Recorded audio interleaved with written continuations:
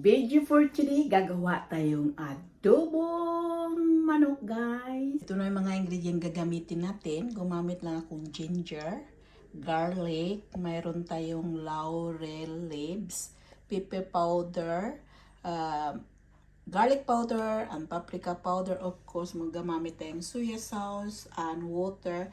Ito yung 1.5 kilo na chicken. And mag-umpisa na tayo magluto. So, mayroon na tayong kawali. Nilagyan ko lang siya ng oil. Ang una natin gawin, mag-i-fry natin yung ginger to make it extra yummy.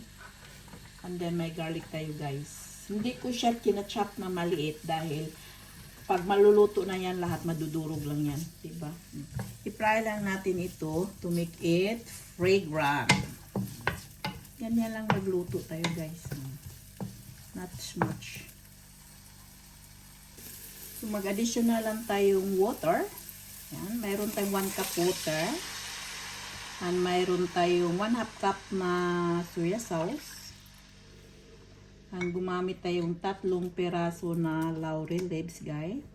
Of course, mayroon tayong 1 teaspoon na paprika powder, garlic powder, and pepper powder. So, nilagyan kong kalahati na chili powder, guys, to make it extra yummy. So, pakuluin lang natin ito.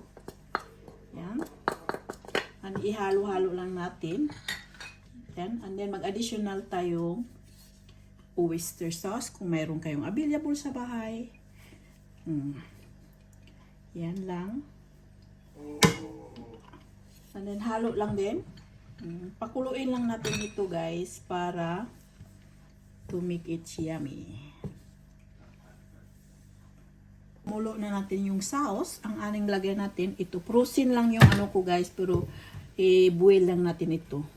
Lagay natin yung chicken natin. Nag-frozen siya. Lagay lang natin dito. Okay lang pag frozen dahil mayroon naman tayong sauce. And then, pakuluin lang natin ito hanggang siyang lumalambot yung karne nito. Takpan lang natin muli. And then, palambutin natin ito hanggang siya maluto. Kumulo na siya, guys. Ang lang natin, ihalo-halo lang natin ito. Parang yung lahat ng mga ingredient mag-absorb siya sa karne. Ganyan lang yan, madali lang ito. Takpan lang natin ito. And within 30 minutes, maluluto na yan, guys. So, gumamit lang akong 1 cup na water. Dahil yung chicken na ito, guys, ano na siya, mayroon na siyang tubig. Dahil frozen pa ang karne ko. Kinuha ko yung mga, mayroon siya, yan, lang natin dyan. Yan, ganyan, guys. So,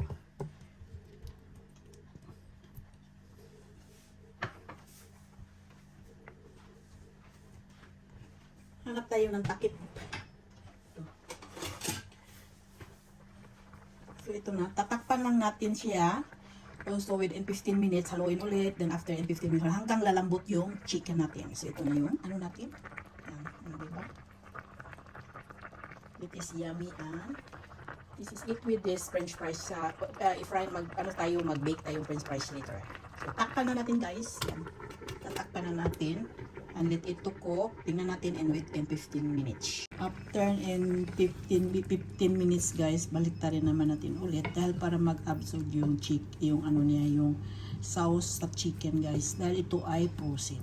So, ganyan lang ang paggawa.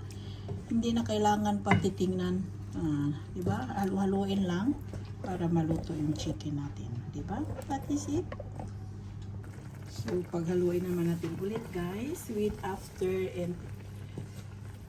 20 minutes again, haluin natin ulit. Tingnan mo yun, marami siyang tubig. Hinaluan ko siyang 2 cup na tubig, pero at the meantime, yung chicken natin is frozen. Kaya marami siyang tubig.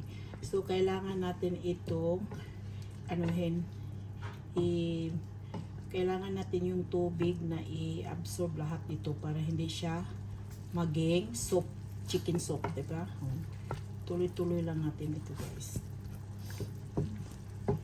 Tikman natin yung lasa pag yung sauce na niya medyo maliit na siya, medyo maano na siya, yung nag-absorb na siya. So ito lang, tuloy lang pa rin din ang pag-boil nito guys. Santag malambot yung chicken natin. Hindi naman ito matagal malambot. So, this is it. Ang takpan natin. Ulit. Ang tuloy pa rin ang pag-fry. Additional lang tayo ng vinegar. Gumamit ng 2 teaspoon na vinegar. Ginamit ko yung ano.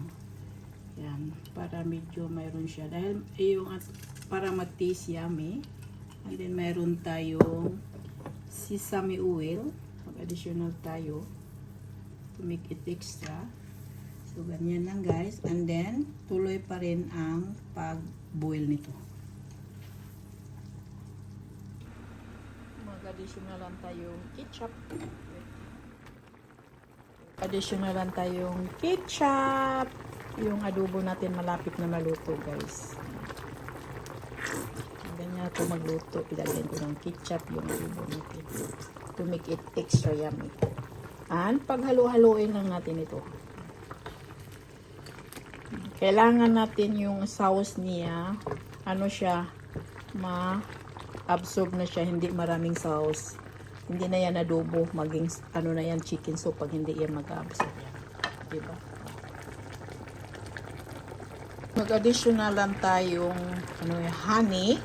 Usually kasi, i-additional ito sugar or brown sauce. Pero sa akin, honey, nilagay ko lang yan, guys. Para medyo manamis-tamis kaunti. Mag-ano yung sour and yung manamis-tamis yung adobo natin. Kailangan natin i-ano natin yung sauce niya medyo. Ano na siya, within 30 minutes na yan. Kailangan lang yung sauce, ipaano natin, igawin natin parang gravy, hindi siya marami. Diba? So now that is my chicken adobo, it's done! So, ready natin na i-serve. Let's eat. Yummy, yummy.